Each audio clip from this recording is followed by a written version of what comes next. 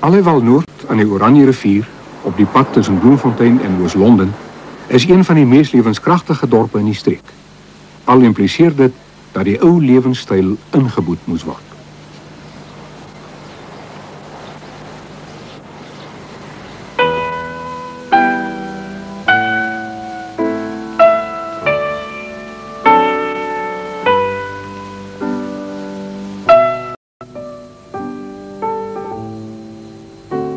Die stofpaaie van vroeger het plek gemaakt vir verkeersstrate.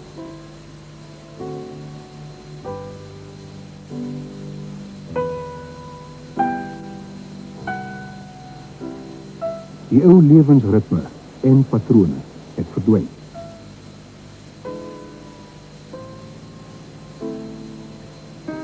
Die hotel van vroeger is gemoderniseer.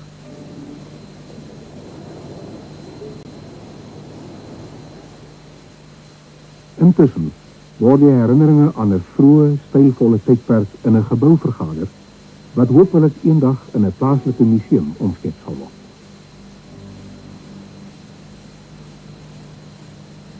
Die hotel op Dordrecht dien nog as herinnering aan 'n groter en meer dinamiese gemeenskap. Op sy dag, so 70 jaar gelede, het dit as die modernste hotel in die gebied bekend gestaan.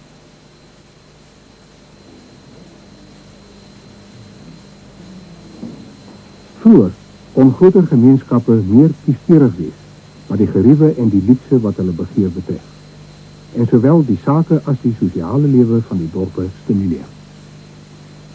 Daar was in elke gemeenskap 'n groter aantal winkels, wat ook 'n groter verskeidenheid van goedere aangebied het. Veral die Joodse smouse en ook later Joodse winkeliers en ander sakemanne het heelwat tot die lewenskragtigheid van die Noord-Oos-Kaap bygedra. Oor die jare heen het die plaaslike owerhede heelwat geagiteer om die paaiestelsel verbeter te kry. Vandag het doeltreffender paaie die geslote gemeenskap oopgebreek en die buitewêreld makliker bereikbaar gemaak. Die vooruitgang wat nuwe paaie gebring het nie altyd noodwendig die dorp bevoordeel. Naby geleë stede lok die koper. Die plaaslike winkels kan geen bestaan meer maak nie en die dorpe kwyn. Bartley Oost is in 'n pragtige distrik geleë met sy pragtige natuurskoon hier tussen die berge, en die forelwater is een van die groot aantreklikhede hier. En dan is daar ook patryse wat die mense kan skiet. En ons het ook pragtige mooi vroumense hier. So ek weet nie hoekom die mense wegtrek en hulle nie vestig hier op die dorp nie. Ek sal aanraai dat die munisipaliteit maar hier erwe moet verniet weggee, sodat ons die mense weer hierheen kan kry en hulle dan later belas om die belasting te betaal, sodat die dorp weer vooruitstrevend kan wees. Want in ons jong dae was dit die pragtigste plek.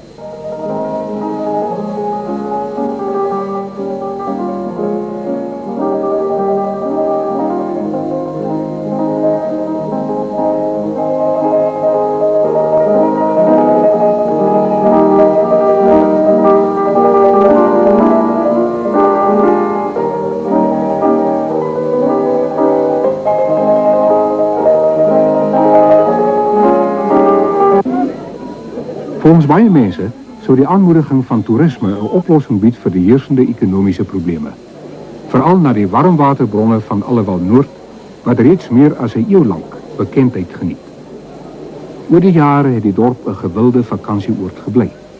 En ander gemeenskappe kyk met 'n sekere afguns na die groot getalle vakansiegangers wat hierheen gelok word. En na die inkomste wat hulle bring. In een stadium het die Albert Goudmynmaatskappy by Burgersdorp die moontlikheid van grootskaalse mynbedrywighede gebied. Op Molteno en Indwe was daar in die verlede wel 'n tyd lank 'n steenkoolbedryf, wat weens die lae graad van die steenkool doodgeloop het. Die steenkooldraande grond is wel geskik vir die maak van bakstene, en naby Molteno was daar 'n goed gevestigde baksteenmakery waarvan die skoorsteen as herinnering oorbly.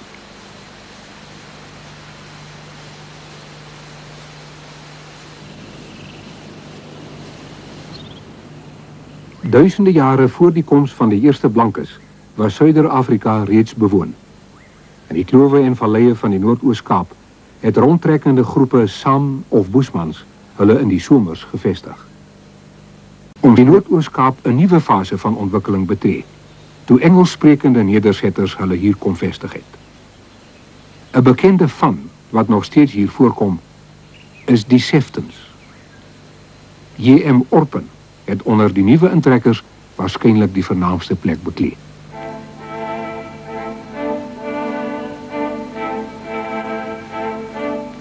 Die Engelssprekendes het hul eie leefwyse en hul eie loyaliteite met hulle saamgebring.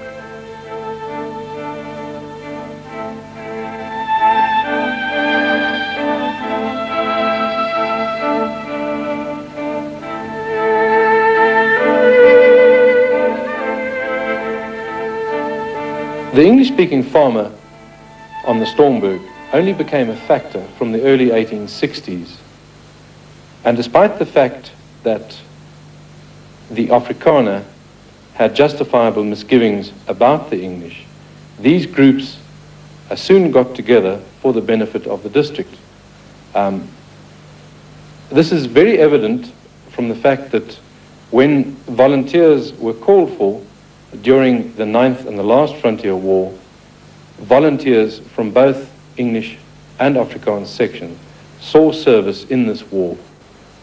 Teen die einde van die eeuw het die ontwakende nasionalisme van die Afrikaner nuwe spanning meegebring. Burgersdorp het hierin 'n leidende aandeel gehad, soos getoon is met die onthulling van die taalmonument in 1893. Daantjie van 'n jefer van die distrik was die stuurkrag agter hierdie taalbeweging, alhoewel hy sy loyaliteit teenoor die Britse owerheid benadruk het.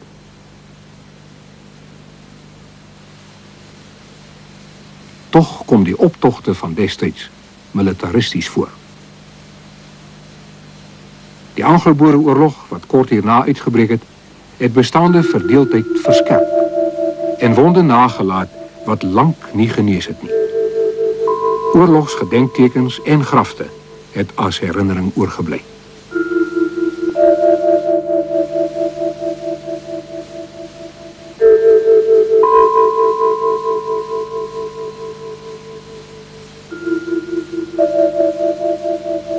Ons staan hier op die pilaar van die ou Waabrug, waaroor kommandant Olivier op 13 November 1899 sy intrek in Allewal Noord geneem het.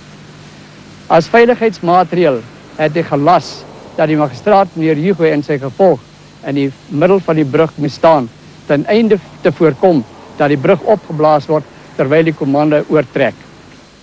Die Vrystaatse magte was genoodsaak om die Kaapkolonie binne te val en sodoende die Britse opmars aan bande te lê. Uit Allewal Noord het die Vrystaatse magte die omliggende gebied beset en hul gesag daaroor geproklameer.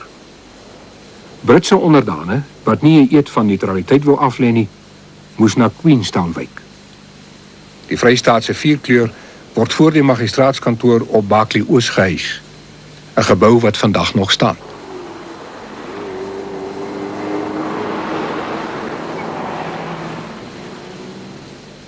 Deur 'n groot gedeelte van die plaaslike boerebevolking is die kommando's verwelkom en baie mans het as rebelle by hulle aangesluit. Die slag van Stormberg, waar die Engelse troepe op vernederende wyse verslaan is, het die hoogtepunt van hierdie veldtog uitgemaak, alhoewel die Engelse opmars slegs tydelik daardeur gestuit is. Die seevierende Britse magte kon op die duur egter nie teruggehou word nie. Eerlang is die hele gebied deur hulle beset en deur die loyale inwoners is hulle geesdriftig welkom geheet. Ook die sosiale lewe het as gevolg van die besetting opgebloei.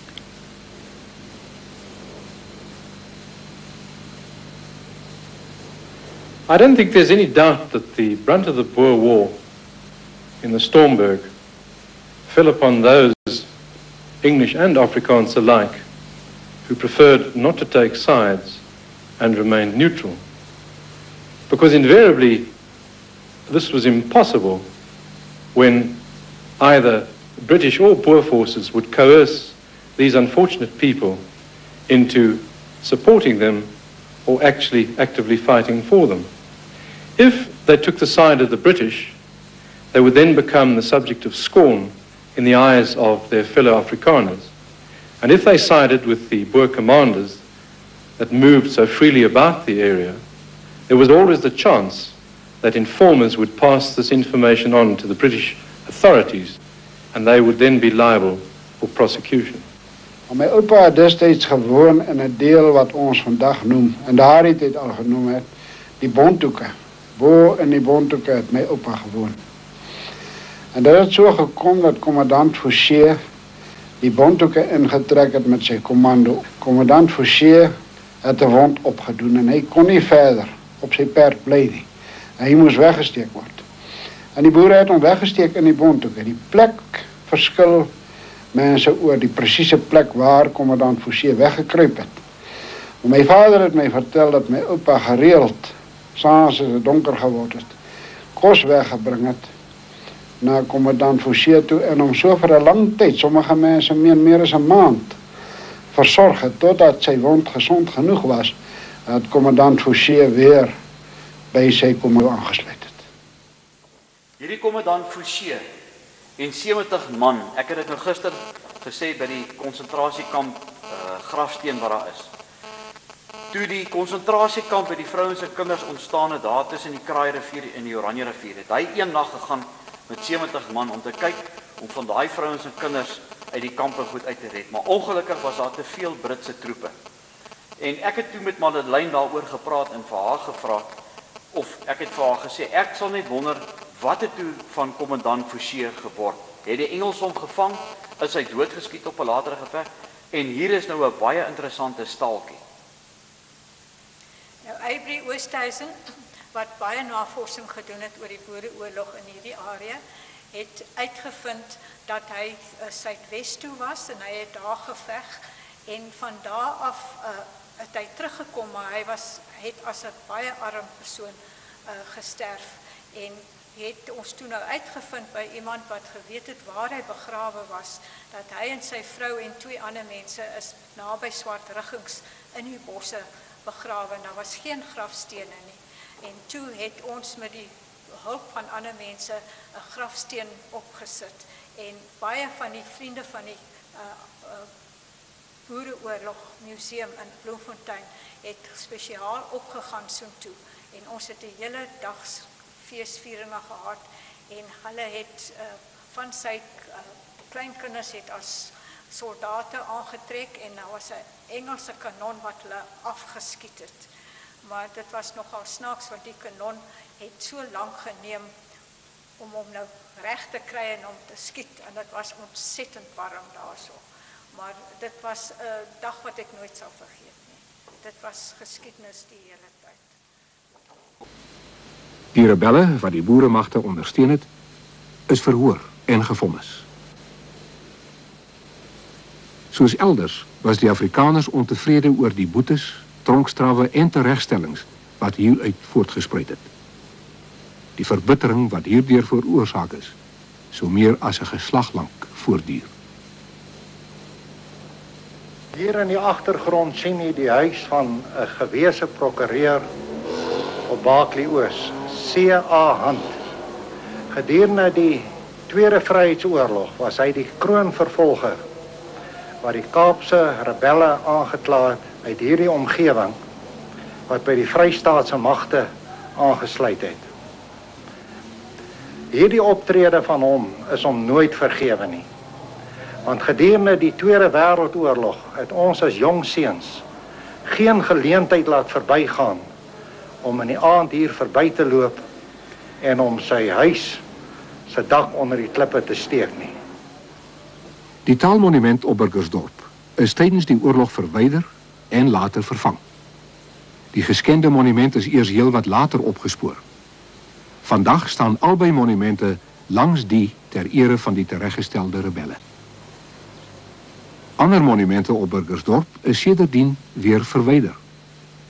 Die fonteintjie ter ere van koningin Victoria se jubileum, eens in die middelpunt van die dorp, is na 'n afgeleë park verplaas.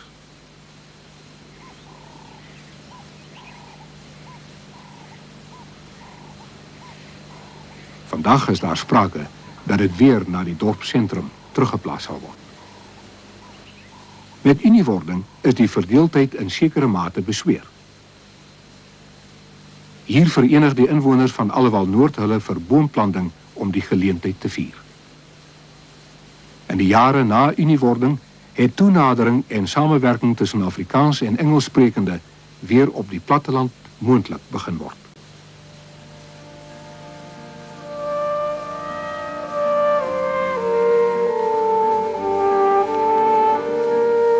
Die Ossewa-trek van 1938, ter herdenking van die groot trek 'n eeu van tevore, het 'n herlewing van nasionalisme onder die Afrikaners teweeggebring.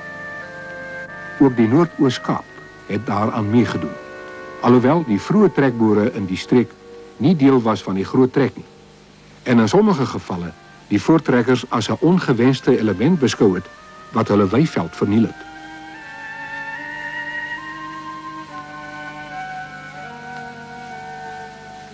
Gedurende die beginjare van die Tweede Wêreldoorlog het die Afrikaners se gevoel en veral die van die jeug sterk opgevlam hier in Noord-Oos-Kaap. En daardie 10 Oktober van 1940 was 'n rooi letterdag in die geskiedenis van die Hoërskool Barkley Oos. Feitelik alle leerlinge het daardie dag gestaak en geweier om skool toe te kom. Met vlae en baniere het hulle vanaf die middeplein van die dorp marcheer, feesverrigtinge gehou en die skool tot stilstand gebring. Nou, waaraan dink 'n mens as jy praat van organisering? Enigiemand van julle? Ordelikheid. Onder die beskerming van die plaaslike rapportryierskorps en ander organisasies bevorder die Afrikaner steeds sy kultuurbelange in die Noord-Oos-Kaap. Daar word onder meer jaarliks 'n jeugleierskursus gehou vir die hoofseuns, hoofdogters en prefekte van die plaaslike skole. Om na jou leerlingraad of jou onderwysers toe te gaan en die probleme te kan bespreek. In die distrik Dordrecht bestaan daar nog 2 afsonderlike boereverenigings vir Afrikaans en Engelssprekendes. Die Dordrechtse Boerevereniging en die Snow Hill Farming Association.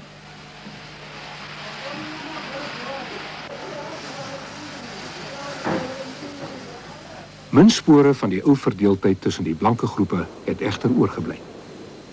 Op Burgersdorp word die blokhuis uit die Anglo-Boereoorlog as vergadersaal vir die tafelronde gebruik, waar maatskaplike projekte bespreek word.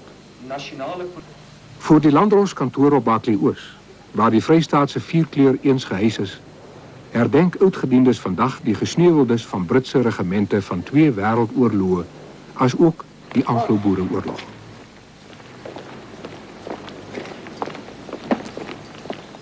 Die gedenkteken word deur Afrikaans en Engelssprekende lede van die kommando omlyn, wat vandag 'n gesamentlike gevaar moet teenstaan.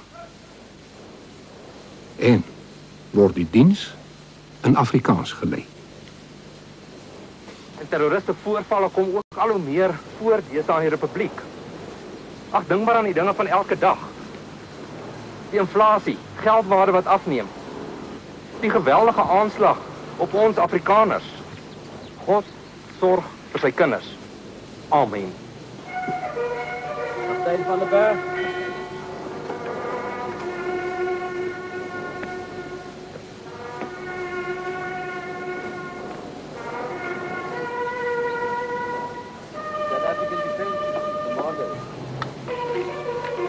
Going down of the sun and in the morning.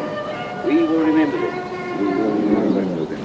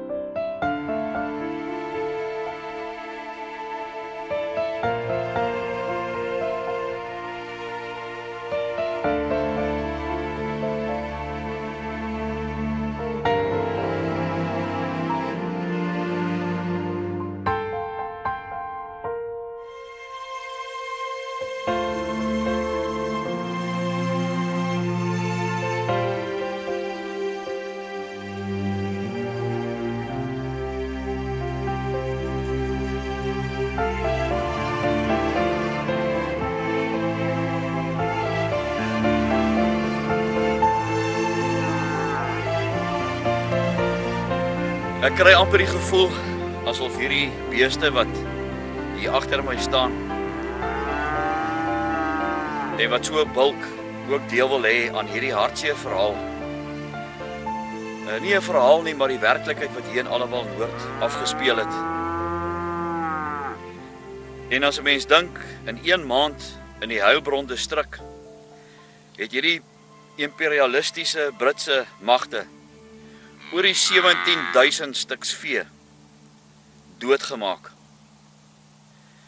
En selfs hier in Allewal Noord het dieselfde gebeur, waar 'n vrou skryf in professor Raad se boek, dat die dag toe die swartes wat opgekommandeer was deur die Engelse om teen die boere te beklei of hulle te gaan haal of te gaan soek, toe hulle die dag by die plaas aankom, het hulle ongeveer 400 skape gehad.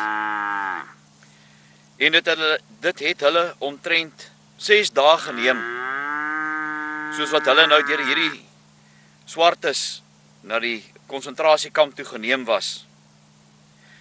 En sy skryf ook in haar boek dat hulle op een stadium by 'n steil helling afgegaan het. En dat hierdie moedwillige mense hierdie skape basies onderdeur die ossewaans se wiele gejaag het. En so die ossewaans hierdie skape doodgetrap. Nou kan u jouself indink, as jy nou so 'n prachtdier vat wat hier agter my staan terwyl hy lewendig is, hom net op een of ander manier op die grond kry en 'n bout lewendig uit so 'n dier uitsny. Wat se pyn en lyding nie so 'n dier ook moet hê nie. Sal ons ooit werklik besef wat het hierdie mense deurgemaak in hierdie konsentrasiekampe? Ek glo nie in ons wildste drome kan ons dit ooit besef nie. Hierdie kamp is in Januarie 1901 gestig. En dan het Lord Roberts nog die vermetelheid om in Mei 1902, toe die oorlog beëindig is, daar te skryf. Hulle het hom gevra nou, as hy nou moet terugkyk oor die tyd van die oorlog wat plaasgevind het tussen die Britte en die boere. Wat is sy gevolgtrekking? En hy skryf nogal met vermetelheid, en dit is aangeteken in 'n boek, ek gaan nou vir u die naam gee. Hy skryf in daai boek, daar is niks. Al wat jy sien is afgebrande plase. En ek mis die diere. Nou vir 'n bevelvoerder om tot die uiterste toe gegaan het, en niemand te geontsien het nie, omdat hulle die goud en diamante van Suid-Afrika wil gehad het. Weet ek nie hoe vergewe 'n mens so 'n mens nie. Daar kom baie keer baie vrae by 'n mens op rakende hierdie konsentrasiekampe. En dan wonder 'n mens, hoe en wat het deur hierdie vrouens en kinders se gedagte gegaan die dag toe die Engelse op hulle plase gearriveer het en hulle daar die minimum moes gevat het om te oorleef. Hulle het nie geweet, hulle het geweet daar was oorlog gewees, maar hulle het nie geweet, ja, wat wag vir hulle in hierdie konsentrasiekampe nie. En toe ons nou gister by die Kampkerkhof, die oorspronklike begrafplaas van hierdie konsentrasiekamp aankom, lees ek ook in die boek wat in hierdie museum is hier in Allewal Noord, dat daar 4 tot 7 mense in een graf begrawe is. So baie van daai huisgesinne het nog saam lewendig hier aangekom. En so min het weer as 'n huisgesin hier van Allewal Noord af vertrek na hulle plase toe. Die kampdokter was 'n dokter Watson gewees. Nou, ek glo dit is enige dokter se plig om te help waar hy kan en om te red waar hy red, maar hoe deel jy jouself op? Met hierdie kampbevolking in 1901, hier naby Desember maand was al amper 5000 vrouens en kinders in hierdie kamp. So, hoe besluit jy nou wie word eerste gehelp? Help jy die kinders eerste of help jy die moeders eerste? Help jy die moeders eerste, is daar daarom nog 'n manier dat hulle die kind kan vertroos en kan help om medisyne en goed in te gee. Maar as jou kind op sterwe lê en daar is 300 kinders wat ernstig siek is as gevolg van ingewande koors, as gevolg van die masel epidemie wat hier uitgebreek het, waar begin 'n mens help? Hierdie kamp is op 11 Januarie 1901 geopen. Nou as 'n mens die boek lees van professor Raad en jy lees ook hierdie boek wat in die biblioteek is, waar die Oranje rivier en die Kraai rivier hier by mekaar kom. Dit is so jammer dat ek net nie genoeg tyd gehad het om vir u te wys. Daar was die kamp gewees en hier is ook 'n mooi foto van hoe die kamp was. Nou presies hier waar ek staan en 'n mens kyk hier in die agtergrond van hierdie vlakte. So het dit gelyk. Daar was nie bome gewees nie. Al bome wat daar was onderlangs die rivier gewees. Nou ons is nou redelik ver in April 2012. En ek kan vir u sê, die kar was vanoggend heeltemal nat geryp gewees. Die venster was eintlik opgeëis. Hoe word jy warm in sulke omstandighede?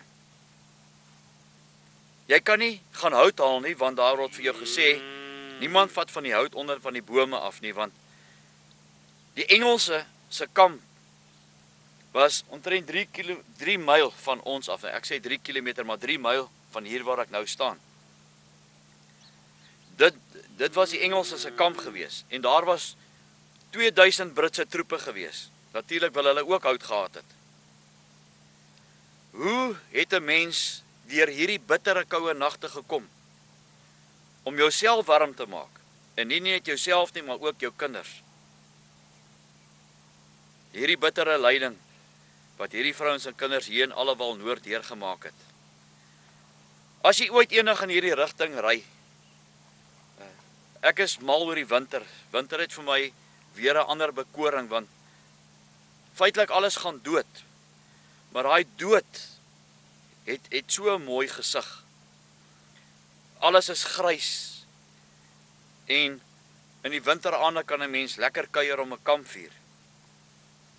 Maar om terug te keer na hierdie kinders wat hier moes oorleef het. Dis tragies.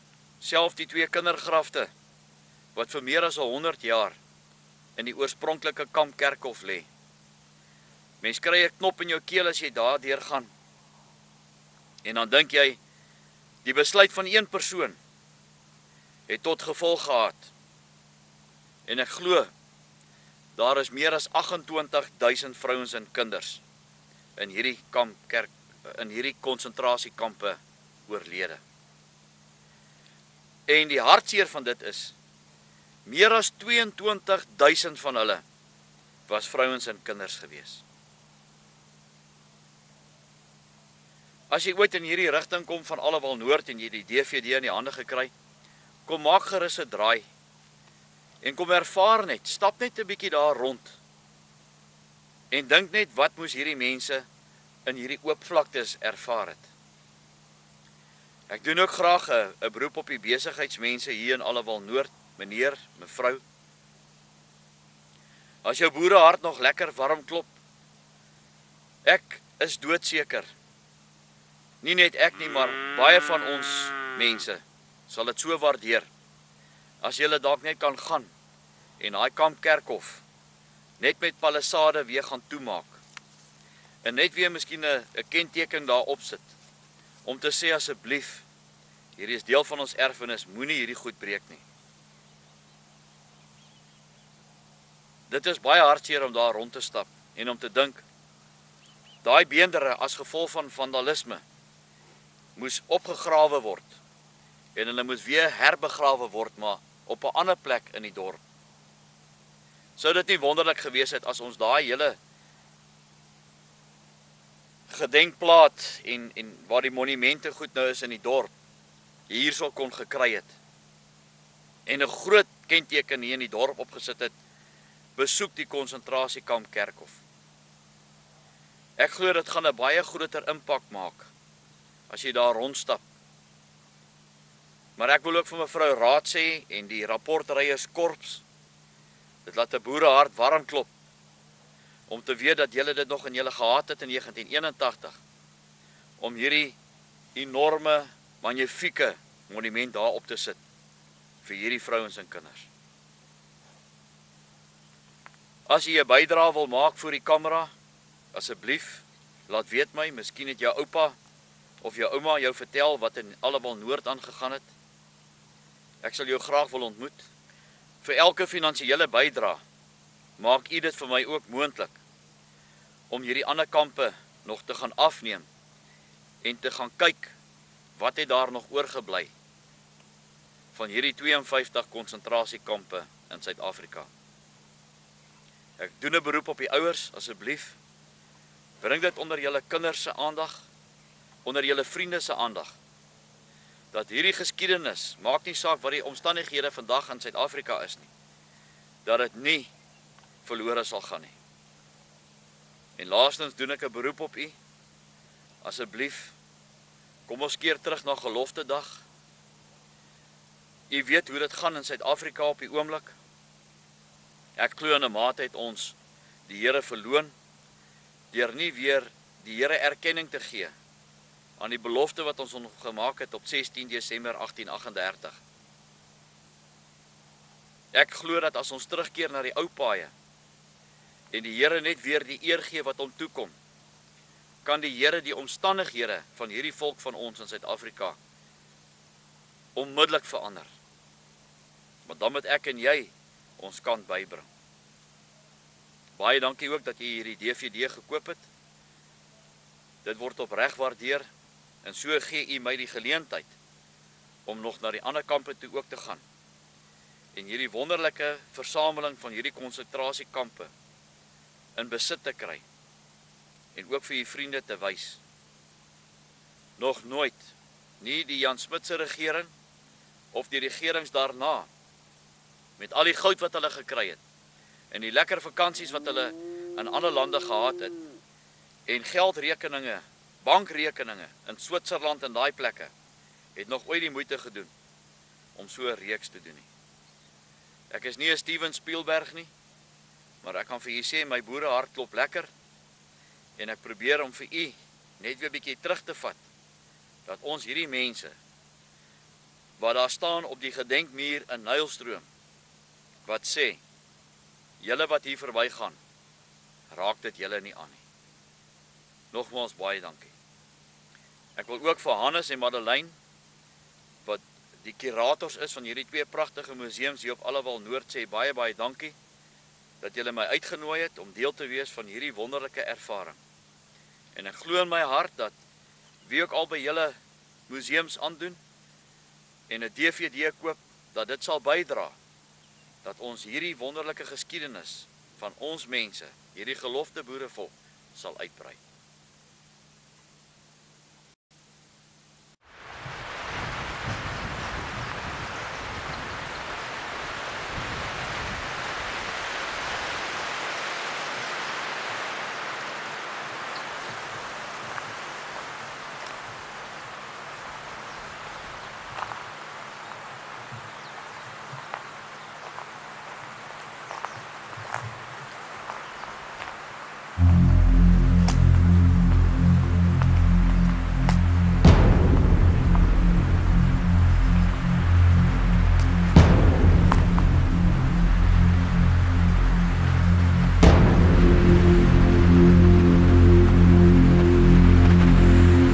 Ek sien julle, hier waar julle nou is, 100 jaar van waar ek is.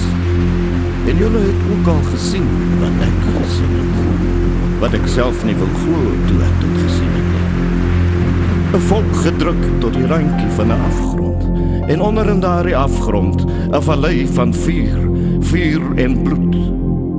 Die ou mense vertel dat as jy yster tot die hardste metaal wil smee, jy dit in die vuur tot wit warm verhit, en dan druk jy dit in bloed, weer en weer. So ook is dit met 'n volk. Ek sien, julle sien, hulle moet nog.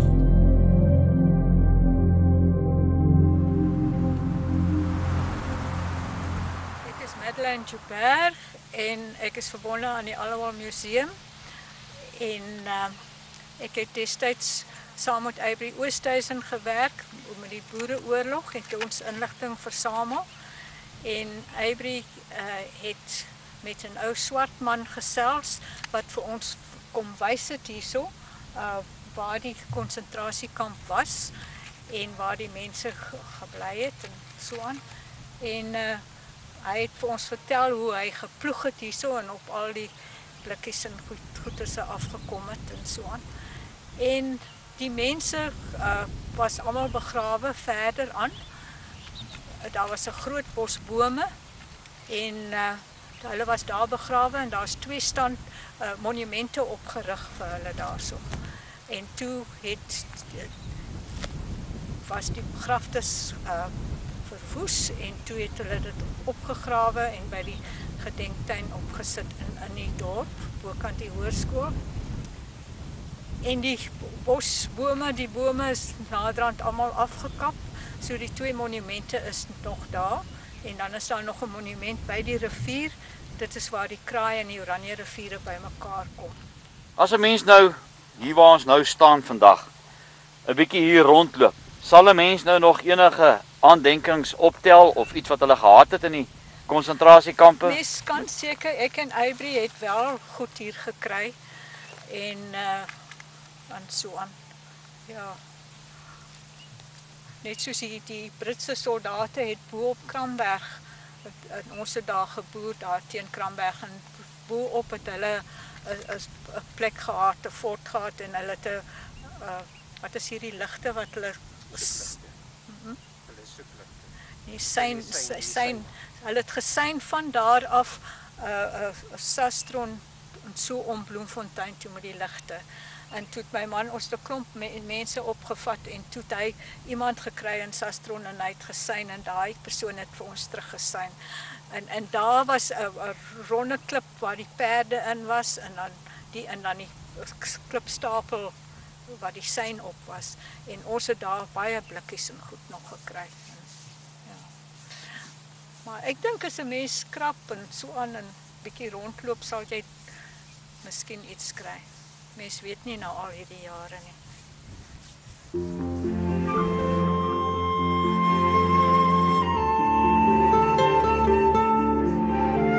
Die winter raak nou koud, skielik voel my hart benoud, want ek verlang na jou. En iewers teen 'n berg, teen die hange van 'n berg, moet hy jou veilig hou. Op hom sal ek vertrou, tot ek jou hier in my arms hou. My lief, ek voel so bang vir dit wat kom en nog moet wees, maar ek sal bid vir jou. Dat jy alles wat jy het in die stryd sal werp en red jouself sal veilig hou. My woord op die wind, waar jy is mag dit jou vind. Maar nou is ek ver van jou en ek mis jou nou en ek vra jou, sal jy vir my in jou hart hou? Al is ek ver van jou, mis jy my soos. Nou hier staan ons nou op die oorspronklike plek waar hierdie 650 vrouens en kinders begrawe is, wat in hierdie Allewal Noordse konsentrasiekamp dood is. Nou is dit nie skokkend om te sien. Ek verstaan dat hierdie mense van hulle is opgegrou en hulle is in die bokant van Allewal Noord is hulle herbegrawe. Maar die probleem wat ek het is dit nou hoe ons mense nou vir hierdie volk van ons wat op die wreedste manier doodgemaak is, dankie sê.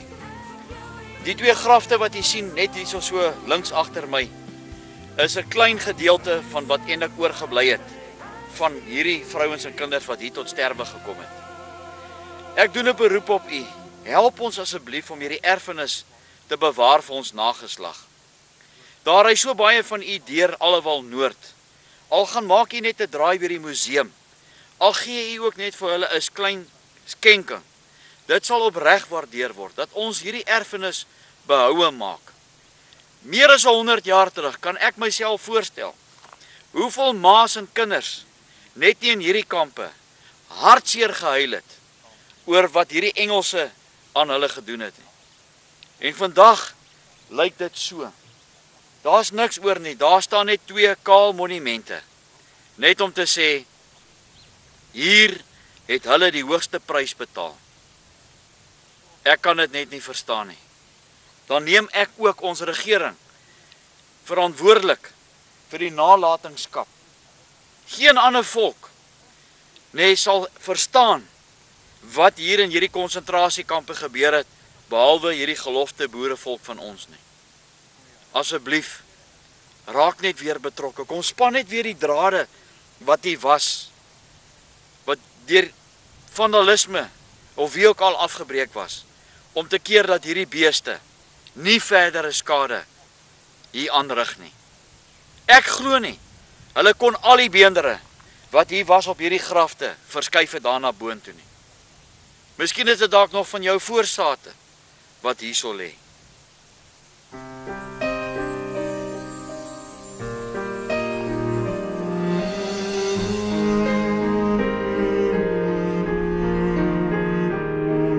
As ek kon, sou ek my asem deur jou liggaam blaas. As ek kon, sou ek die tyd weer terug wou draai. As ek kon, roep ek die reën om het alles weg te was. En die wind om het alles weg te waai. Want hier lê die wêreld Gods verlate. Hier lê die grond nou rooi met bloed. Hier vloei die trane nou soos water. Verloor die engele selfs moed. Kom vat toe my, o Here. Kom vat toe my ver van hier. Ek vra jou, ek smeek jou, wys my nou Jerusalem.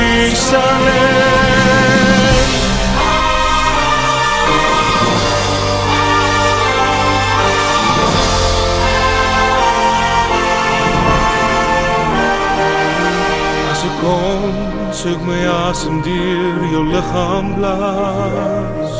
As ek kon, sou ek die tyd weer terug wou draai. As ek kon, roep ek die reën om het alles weg te was. En die wind om het alles weg te waai. Want hier lê die wêreld Gods verlate. Hier lê die grond nou rooi met bloed. Hier vloei die trane nou soos water. Verloor die engele selfs moed. Kom vat toe my, o Here. Kom vat toe my ver van hier. Ek vra jou, ek smeek jou, wys my nou Jerusalem. Wys my nou Jerusalem.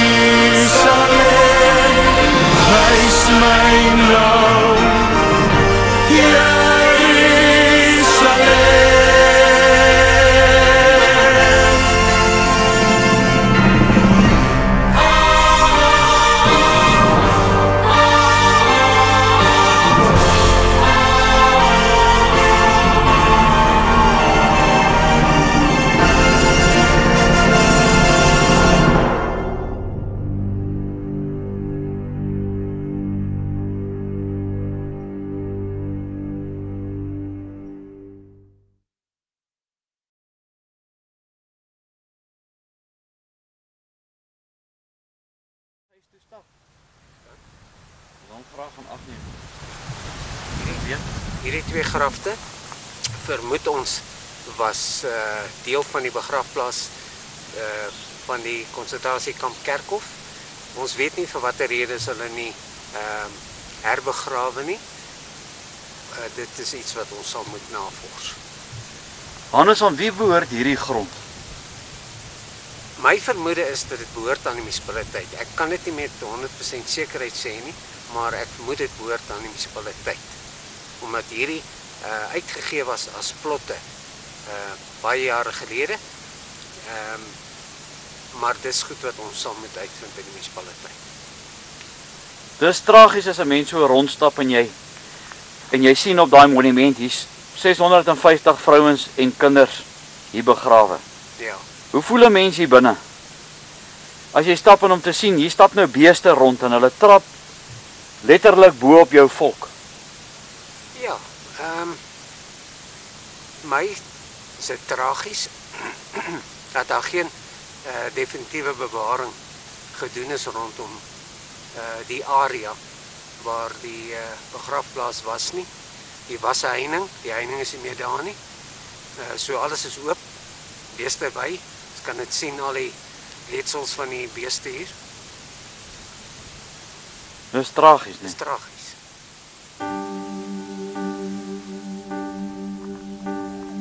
Sit hier alleen o my seun. Ek wens so graag jy was nog hier.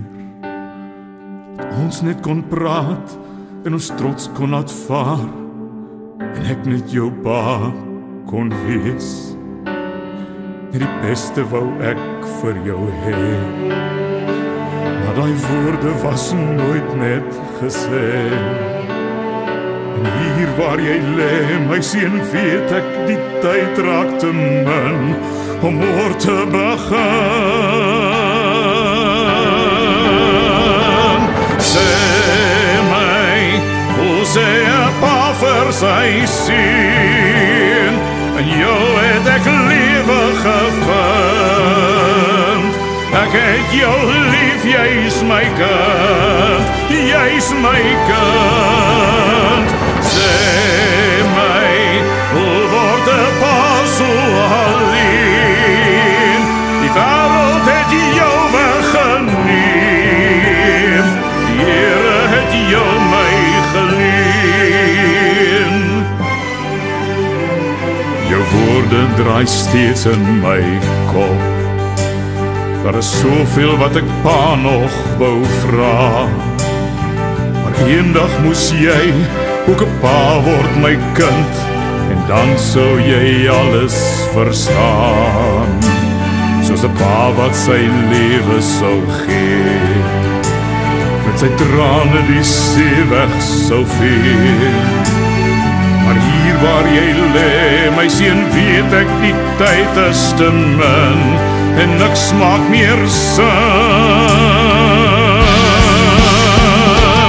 Sê my, hoe sê 'n pa vir sy seun, en jou het ek lewe gevind.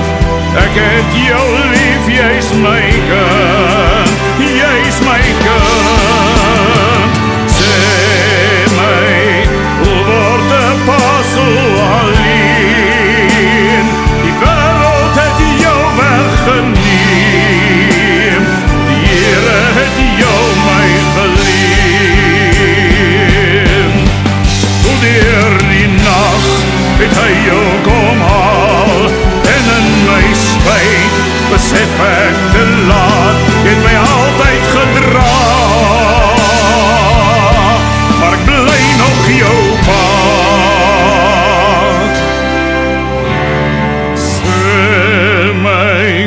Hoe sê 'n pa vir sy seun, en jou het ek lewe gevind. Ek het jou lief, jy's my kind, jy's my kind. Sê my, hoe word 'n pa so alleen? Die wêreld het jou weggeneem, die Here het jou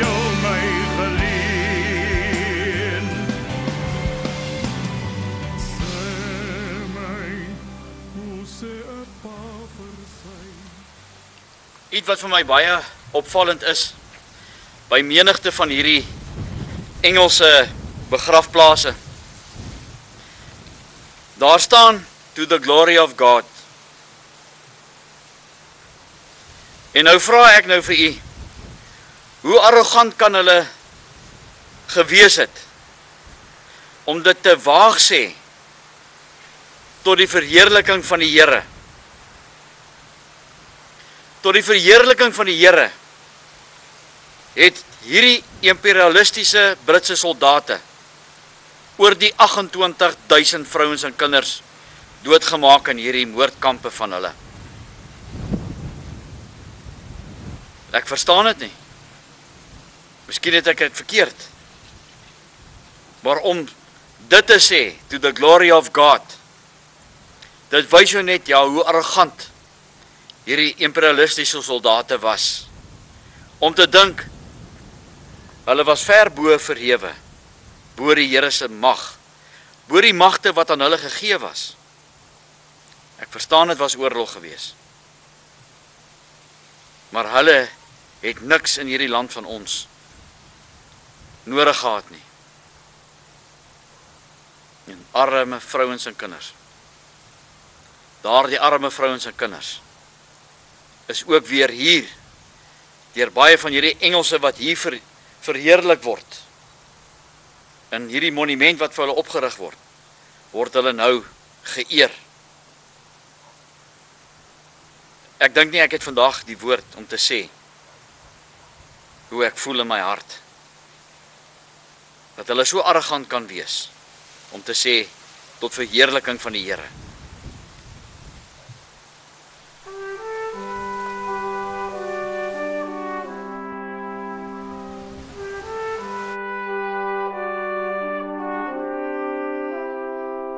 Ek sien jou waar jy lê, die mens, die siel, die vrou wie ek wil hê. Ek voel jou hier by my, al is jy ver, is jy hier aan my sy. Die slagveld sal ek ken, sal ons verloor of sal ons wen. Maar tot die dood bly ek getrou, sal ek waak oor jou. Ek staan wag oor jou hart, in die dag, deur die nag, al is jy ver van my.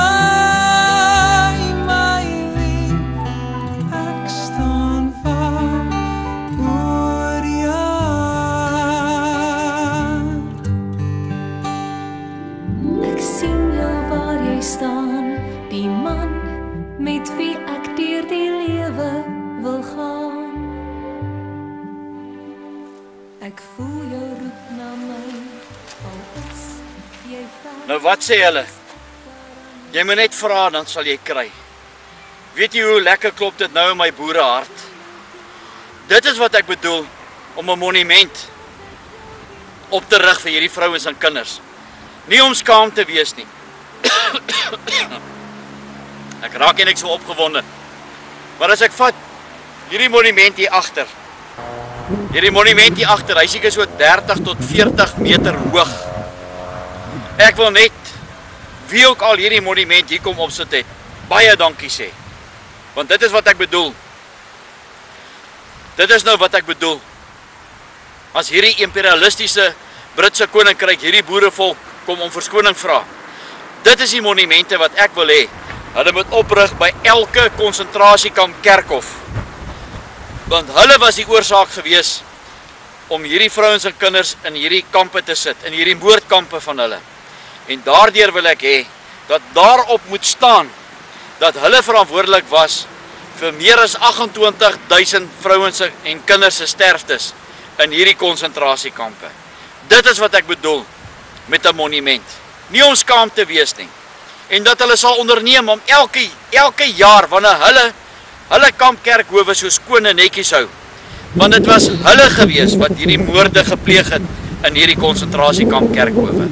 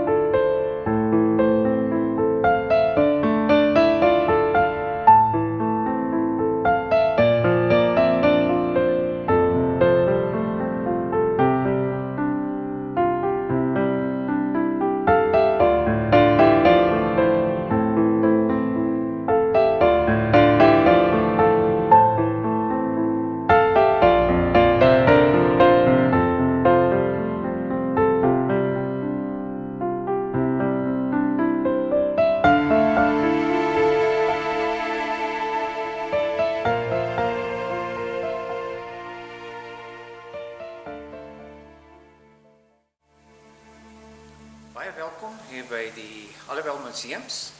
Ek is Hannes van der Berg van die wat kurator is van Allewel Noord se museums. Hier by ons is dan baie artikels uit die verlede uit, selfs vanuit die Boereoorlog tydperk uit, van 1899 tot 1902. Die museum is oop vir die publiek te enige tyd, wanneer mense wil kom navorsing doen oor families, of navorsing wil kom doen oor die geskiedenis van die dorp.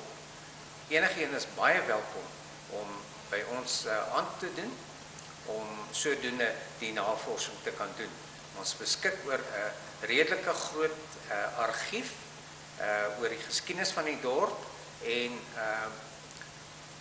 enige een is welkom om navraag te kom doen en dan hier te kom sit, in 'n rustige atmosfeer om die navorsing te doen, en ons is bereid om te help met alles wat hulle nodig het, enige tyd. Hannes, sê vir my, watter dae is die museum oop? Die museum op hierdie oomblik is oop op maandags en vrydags vanaf 9 tot 12. Maar vanaf die 16 April gaan die museum oop wees op 'n daaglikse basis. So as jy nou op vakansie is, nee, en jy kom byvoorbeeld op 'n Dinsdag hier aan en die deur is toe, kan mense jou skakel as hulle dalk graag hier wil kom kyk? Ja. Die enige een wat ons museum gesluit vind, kan ons net skakel. Die nommers is op die voordeur van die museums. Kan ons net skakel, as ons dan nie uitstedig is nie, dan sal ons dadelik kom oopsluit. Maar as 2 persone wat gekontak kan word, myself en dan Madeleine Joubert. Een van ons 2 sal wel beskikbaar wees. As mense dalk artikels het by die huis wat hulle dalk nie meer gebruik nie, wat dateer uit daai tydperk, sal julle dit graag ontvang. Ons sal vreeslik graag ons sal baie bly wees as mense met sulke artikels na ons toe kan kom, want vir ons is dit baie estetiese geskiedkundige waarde wat ons dan sodoende vir die mense kan bewaar. Hulle kan dit aan ons skenk of hulle kan dit aan ons leen. Ons het daai leenbasis van die begin af hier, so mense is baie welkom om dit vir ons te bring. Moet dit noodwendig artikels wees wat te doen het met die geskiedenis van Allewal Noord en die ontstaan daarvan, of kan dit ook maar byvoorbeeld soos 'n koolstoof of iets wat oupa en ouma op die plaas gebruik het wat hulle nou nie meer aanvoeling voor het? Hulle is baie welkom. Enige artikel, groot of klein, kan hulle vir ons bring en ons sal dit vir hulle bewaar, vir hulle en hulle families. Ons staan hier op die oomblik in die Kerkplein Museum. Hierdie was die NG Kerk geweest wat gebou was in 1864. President C.R. Swart, ons eerste staatspresident, was hier gedoop as 'n baba en die rede daarvoor was dat sy grootouers hier gebly het en nie kon na sy tuisdorp waar sy ouers gebly het kon gaan nie as gevolg van hulle ouderdom. So hy is in hierdie kerk is hy gedoop as 'n baba. Hierdie kerk was in gebruik tot 1925, waarna die nuwe kerk in die Hoofstraat gebou is. En na dese was hierdie kerk ook gebruik as 'n bioskoop en op 'n stadium was dit ook gebruik as 'n marksaal waar hier produkte van die boere verkoop is. En in 1990 het die stadsklerk van Allewal Noord gevra of hierdie gebou nie in 'n museum omskep kan word nie. Die vriende van die museumkomitee het besluit hulle gaan dit doen en dit wat ons hier sien hier binne is dit wat hulle hier geplaas het. Die winkels wat hier was word hier vertoon en ander geskiedkundige modelle, geskiedkundige items, artikels word hier ook gehuisves. Hierdie stoele was gebruik vir die burgemeesters en sy assistente in die raadsaal van Allewal Noord vanaf 1882 tot en met 1934. Die stoele was tot ons vermoed, die stoele was gebruik tot met 1994 en daarna is hulle in 'n stoor geplaas omdat daar nuwe meubels ingebring is vir die nuwe die huidige koningin Elizabeth, toe sy jong dogter was sy saam met haar ouers, die koning en sy vrou en haar suster was hulle in Suid-Afrika en hulle het hier met die trein gery en hulle het hier geland in Allewal en die mense het hulle onthaal en hulle het toe hier in die munisipaliteit in die raadsaal op hierdie stoele gesit. So jy praat van die koninklike toer van 1947? Van 1947, ja. Hierdie Laurel Paraffin het gekom in vierkantige blikke toe ek 'n jong dogter was. En die blikke was in 'n houtkas. En my pa het al ons meubels in ons huis gemaak van die hout, van die kaste. So hierdie sal ek altyd onthou, as ek dit sien, dan onthou ek die meubels toe ek 'n kind was, wat in ons huis was. Madeleine, hoe oud is jy nou? 77. Jy is nou 77 jaar. Ja. Hierdie was 'n rokwinkel in Allewal Noord. En ons het al die klere hierso van die ou dae, verskillende fases. Hier is baie swart klere, Want veral in die boereoorlogtydperk het meeste van die vrouens swart gedra. So hier is baie swart mantels en rokke en so aan. Hoekom het die vrouens so baie swart gedra? Wat was die rede geweest? Het hulle gerou? Ek weet nie, ek dink dit was voor dit. Ek weet nie wat op materiaal beskikbaar was nie, maar wit kinders het baie wit gedra van foto's wat 'n mens sien. En maar baie van die klere van daardie tydperk was swart geweest.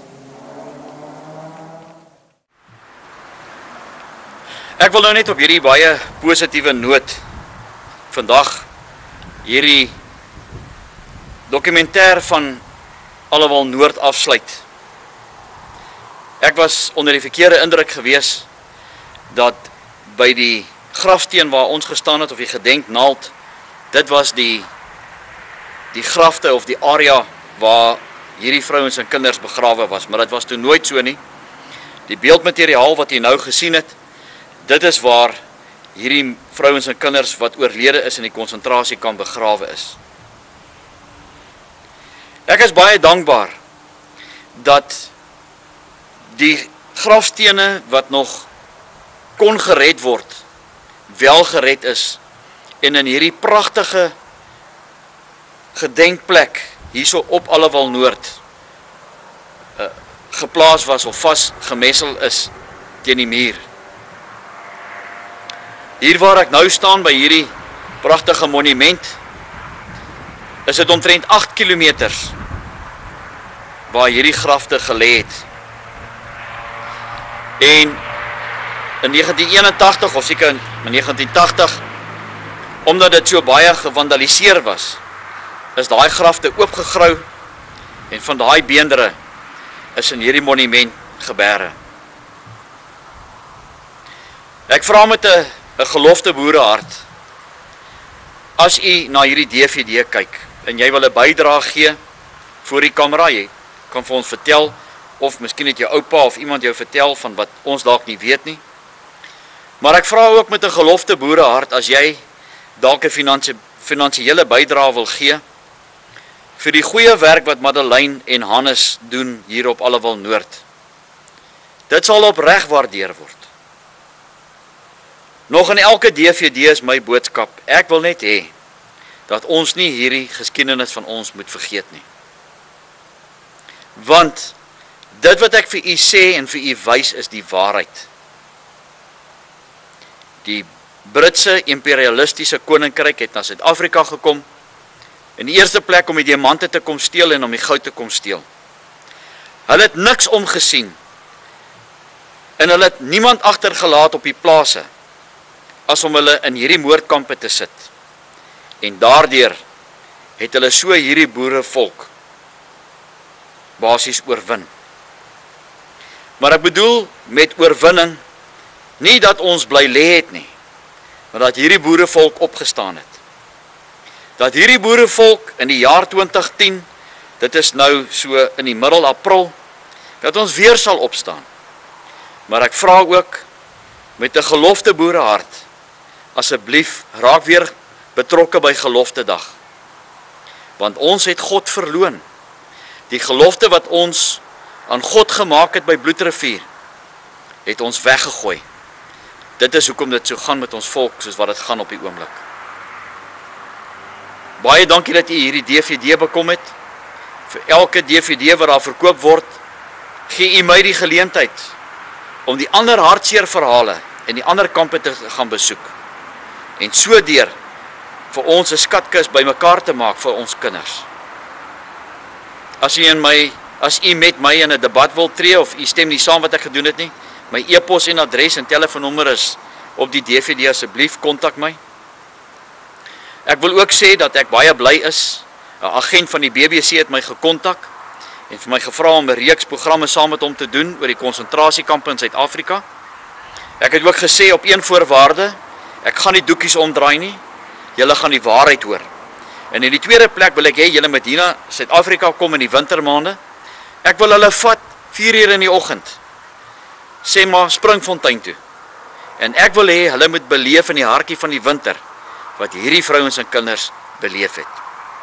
Hoe dit ook al sy, as daai enige vergoeding wel uit hierdie reeks gaan kom, gee ek my woord aan u, dat daardie geld by plekke soos die, en by ons ander monumente, wat raak in die konsentrasiekampe, aangewend sal word. Ek vra weer asseblief, moenie gelofte dag vergeet nie. Vertel u kinders die waarheid, en as u nie weet nie, asseblief, kontak ons.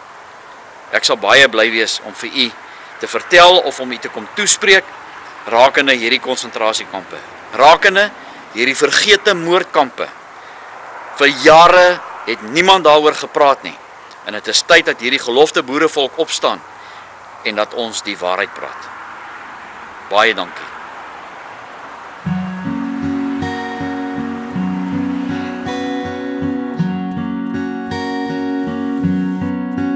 Op 'n berg in die nag lê ons in donker en wag.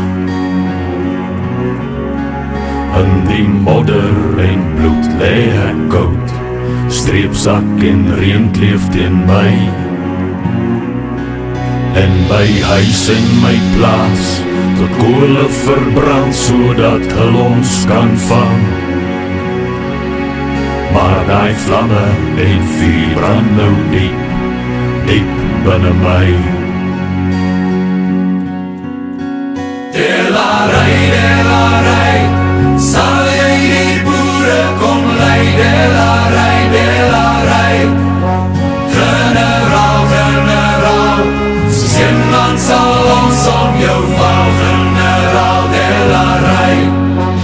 Hoor die kakies wat lag, 'n handjie van ons teen 'n hele groot macht. En die kraanse lê hier teen ons rug, hulle dink dis verby. Maar die hart van 'n boer lê dieper en wyer, hulle gaan dit nog sien. Op 'n berg kom hy aan, die leeu van die Wes-Transvaal. Delarai, sal jy die boere kom lei, delarai, generaal, soos iemand sal ons om jou val, generaal, delarai, sal jy die boere kom lei, delarai, generaal, soos iemand sal ons om jou val, generaal, delarai. Want my vrou en my kind lê in 'n kamp en vergaan, en die kakies in my loop oor 'n nasie wat weer op sal staan. Delarai, sal jy die boere kom lei, delarai, generaal, soos iemand sal ons om jou val, generaal, delarai, sal jy die boere kom lei, delarai, generaal, soos iemand sal ons om jou val, generaal, delarai, generaal, sal jy die boere kom haal.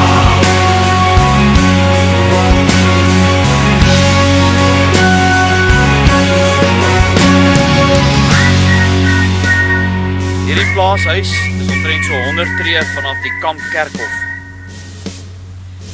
En dit vat nogal hier binne in 'n mens, as jy kyk na hierdie huis hier reg agter my, om te dink, eens op 'n tyd het hier 'n familie gebly. En dis maar een van die seker honderde huise van hierdie gelofte boerevolk van ons wat vandag leeg staan. Leeg staan, omdat u en ek weet wat is die omstandighede vandag. Maar nou wonder ek, miskien ken u dalk die mense wat in hierdie huis gebly het, miskien lewe hulle dalk nog, miskien lewe die kinders dalk nog. Hoeveel keer het hulle nie miskien na die Kampkerkhof toe gegaan, en dan net so 'n bietjie gaan skoonmaak. Ek reken,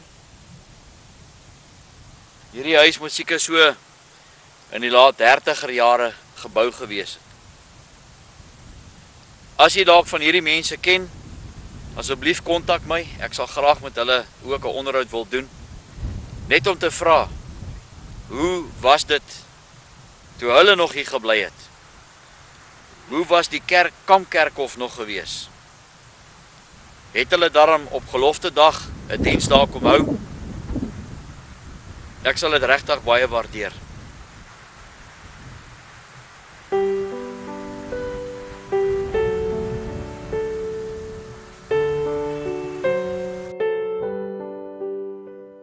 Slaap my kind, die wind lê in die Gannabos, die wind lê in die Skilpadbos. Slaap my kind, die reën het opgestaan, die reën het opgestaan. Slaap my kind, die wind is blink, die wind is blink. Slaap my kind, Kapokbos blom, die môre kom.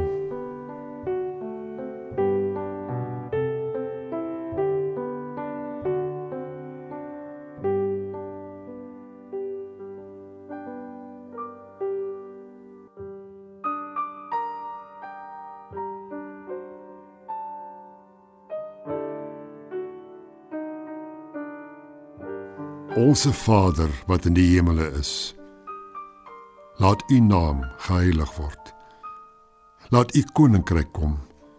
Laat u wil geskied, soos in die hemel, net so ook op die aarde. Gee ons vandag ons daaglikse brood en vergeef ons ons skulde, soos ons ook ons skuldenaars vergewe. En lei ons nie in die versoeking nie, maar verlos ons van die bose. Want aan u behoort die koninkryk en die krag en die heerlikheid tot in ewigheid. Amen.